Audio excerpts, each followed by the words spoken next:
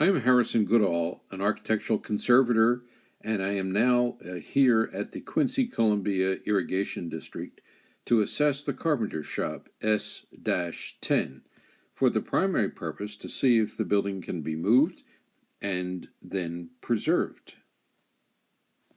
Here's an aerial view of the Quincy compound and the location of the Carpenter Shop in relation to the headquarters building and the shop. The Carpenter Shop is made up of two 16-foot by 16-foot hutments, presumably acquired by the Bureau of Rec from the Ephrata Army Air Force Base at the beginning of the Columbia Basin project in and around 1950. Hutments were really quite popular during World War II and after World War II as quick and fast structures for housing and for operations.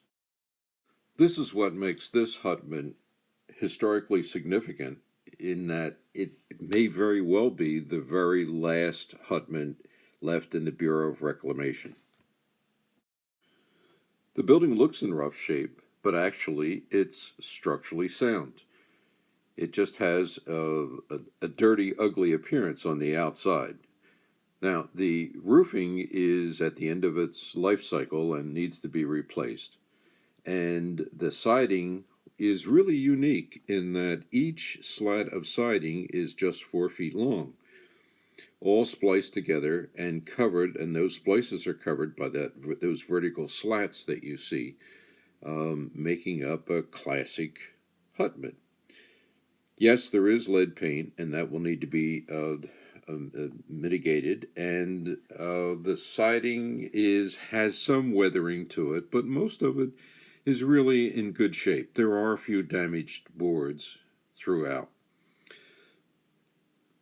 The windows and doors will need some attention, and yes, this main door will need to be replaced because it is a modern door. But the door on the end is really historic as well as its hardware. The southeast end of the building is in reasonably good condition. As you can see, the windows are in need of some attention also.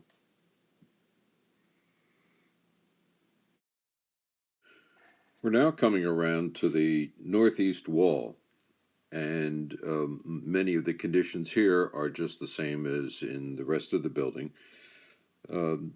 You'll notice that there's a deflection right here, right underneath of this door, which is really the result of a floor joist that is cracked and is brought down.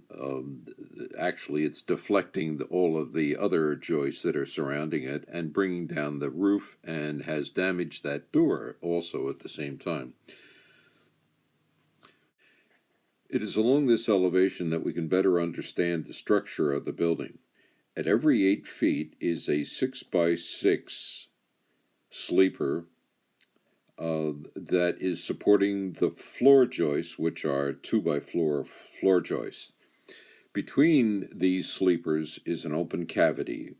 This makes an easy way for being able to fish through some other structural members for being able to pick up the building. On the northwest end are 2 pieces of plywood that is assumed to be over some openings that may have been at one time either fans or something for ventilation, perhaps even a louver. On the interior here, it's going to be difficult, if not impossible, to really show because of my focal length here on the lens. I'm looking in a westerly direction, and I'll give you some general idea of what the inside looks like. This triple 2x10 right up in here, that's then also supporting the 6x6 ridge, and that is a part of what could be resupported down to the floor. I'll show you a detail of that somewhere else, of how to resupport the interior of the building while in transit.